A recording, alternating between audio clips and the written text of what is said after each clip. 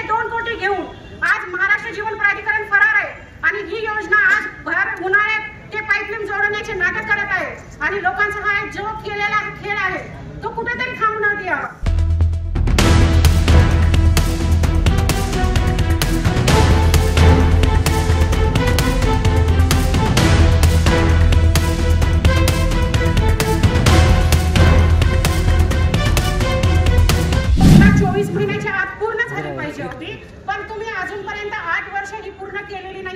कित्येक ठिकाणी अजूनही जोडलेले नाहीये कारण की या लोकांना फक्त एक लालूच दाखवली आहे की तुम्हाला ही योजना आली आहे। सरकारच्या शासनाच्या पैशाचा कुठेतरी खेळ झाला आहे कारण की शासनाने ही योजना गोरगरिबांपर्यंत पोहोचवण्यासाठी बीड शहरात कित्येक वर्षानंतर आली आहे। 24 महिन्याच्या आत अगर ही योजना येत नव्हती 102 कोटी घेऊन आज महाराष्ट्र जीवन प्राधिकरण फरार आहे आणि ही योजना आज भर उन्हाळ्यात ते पाईपलाईन जोडण्याचे नाटक करत आहे आणि लोकांचा हा जो केलेला खेळ आहे तो कुठेतरी थांबवण्यात यावा कारण की यांना दुसरा वेळ नव्हती का।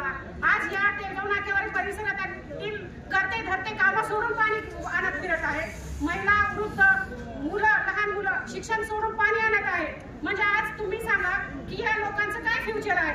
अजूनपर्यंत 1857 सारखं यांना पाण्याचा शोध करत फिरावं लागत आहे कारण की या योजनामध्ये कुठेतरी पारदर्शकता आणावी, कुठेतरी यांचं खरंच हे करावं कारण सर्वसामान्य अडचणीत आहे।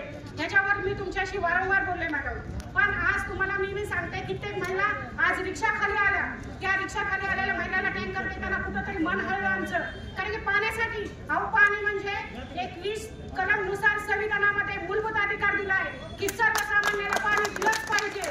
आज या अधिकाराचा त्यांनी वापर म्हणजे स्वतःला पाणी म्हणजे पाणी घेण्याचा हा त्यांचा लोकशाहीने दिलेला अधिकार आहे आणि तो अधिकार कोणी प्रशासक नेता कोणी नाही अडवू शकत नाही। म्हणून या लोकांना पाणी देण्यासाठी यांची जी विनवणी आहे आज बलबीम चौकापासून पाण्यासाठी हंडा घेऊन एक वृद्ध महिला इथं येऊन आज तिथं बसली आहे। माझा मी तिला आता हे केलं। आज तुम्ही तरी सांगा मॅडम काहीतरी कळलं असेल की या लोकांचं काय आहे की यांना पाण्यासाठी इतकं मरमरावं लागतं। पुढच्या तरी योजना नगर परिषदकडे कुठल्या आणल्या पाहिजे। स्वच्छतेच्या बाबतीत आता आमच्या भाऊ भगतरावांनी सांगितले पेडबीड विभागामध्ये इतकी घाण आहे की आज 2 दिवस झालं तुम्ही तिथं कर्मचारी लावले पण कित्येक महिने झालं तिथं कर्मचाऱ्यांनी साफसफाई केली नाहीये। लोकांना म्हणजे पाणी आजार काही म्हणजे असं सगळं यांना तुम्ही आज ह्याच्याने दिलंय म्हणजे लाभ म्हणून तो दिला आहे की यांना न पाणी देणं न कचरा हे करणं। आज आपण सर्वांनी ह्या इथपर्यंत आम्ही ह्याच्यासाठी आलोय की आम्हाला तुम्ही लवकरात लवकर ही पारदर्शक योजना आहे आमच्यापर्यंत घरापर्यंत पोहोचवावी। ज्या ठिकाणी पाईपलाईन जोडली नाहीये ते ठिकाणं जोडून घेण्यात यावे आणि राहिले हे सुपरवायझर यांचे कर्तव्य आहेत त्यांनी ते पूर्ण करावे आणि लवकरात लवकर आमच्या पाण्याचा प्रश्न मिटवावा। आजच्या सर्व जनभावनेचा आम्ही आदर करतो।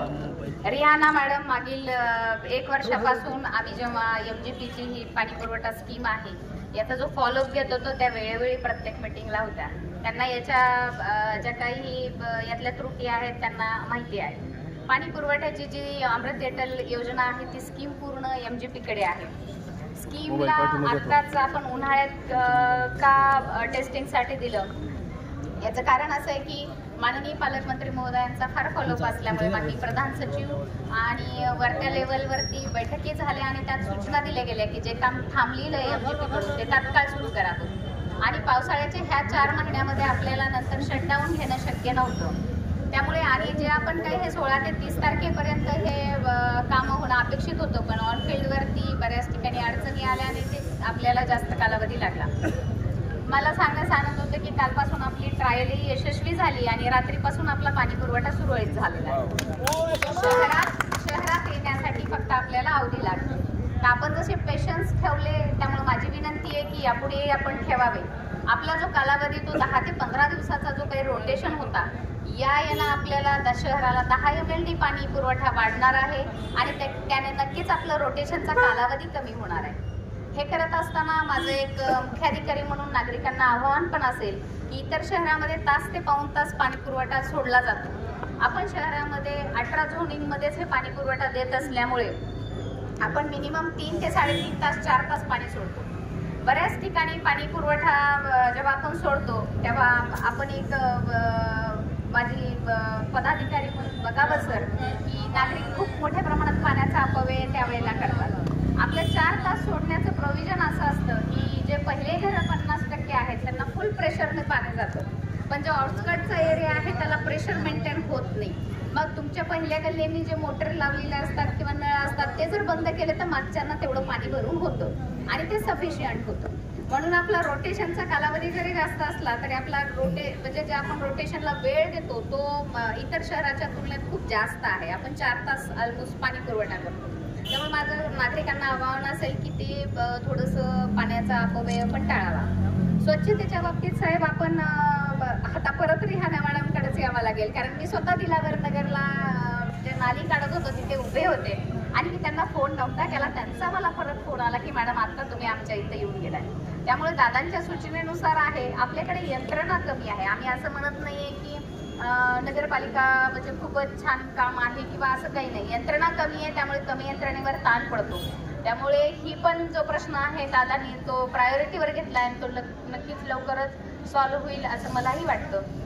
आपण स्वच्छता मोहीम मोठ्या पद्धतीने सुरू केलेली आहे आणि ऑन फील्डवरती मी स्वतः असते सर, त्यांनी स्वतः बघितलेला आहे. मॅडम प्लीज, आता नागरिकांचं मी ऐकून घेतलं. आपला हा चर्चासत्र नाहीये. मी आपल्या पूर्ण मोर्चाचा एक मान ठेवून आणि सर्व सन्माननीयांचा मान ठेवून मी निवेदन घेण्यासाठी घेतली. त्याच्यानंतर दुसरा विषय सर रस्ते. आपले जे तेलगाव नाका आणि इकडला आपण मुद्दा मांडला, तावरे साहेबांनी तो मुद्दा मांडला सर. आम्ही त्याचं पूर्ण DPR बनवून देऊन मंत्रालय स्तरावरती ती स्कीमचं दिलेलं आहे.